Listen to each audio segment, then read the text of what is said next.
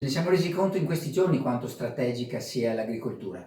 Sosteniamola, ad esempio aderendo a questa iniziativa di Confagricoltura, che permette di ricevere i prodotti del territorio a casa.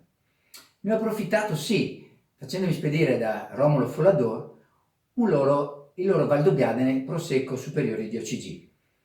Ma non voglio tanto parlarvi di questo bellissimo vino prodotto d'eccellenza del nostro territorio, quanto farvi un invito alla degustazione. Degustazione che equivale a apprezzare maggiormente, soffermarsi, ricevere maggior piacere dal cibo, dal vino, da ciò che ci circonda. Ci permette anche di capire già dalla vista, poi dall'olfatto e quindi dal gusto, le caratteristiche del vino. I nostri sensi sono stati da sempre abituati a recepirne e a capirne la qualità. Ad esempio, nel colore. Maggior lucentezza è sinonimo di gioventù, di vivacità, di vita ancora del vino. La sfumatura più o meno intensa del colore ne fa capire la lavorazione, la vita stessa, l'età del vino. Le trasparenze, le bollicine più sono fini, più sono sinonimo di qualità, la spuma.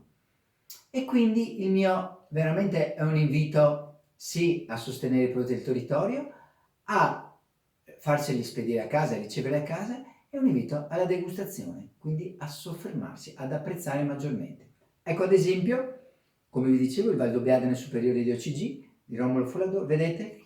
Ecco qui, spuma ricca, bollicine estremamente fini, colore luccicante, brillante, è un piacere già alla vista e quindi già ci fa capire che al naso sarà ugualmente piacevole nella sua tipicità, fragranza di agrumi, fiori, frutta, mela, pera, in gioventù croccante, meraviglioso.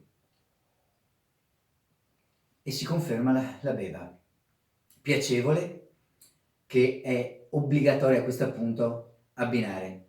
Ora ci penso, vedrò poi come abbinarlo questa sera. Intanto vi saluto e brindo alla vostra.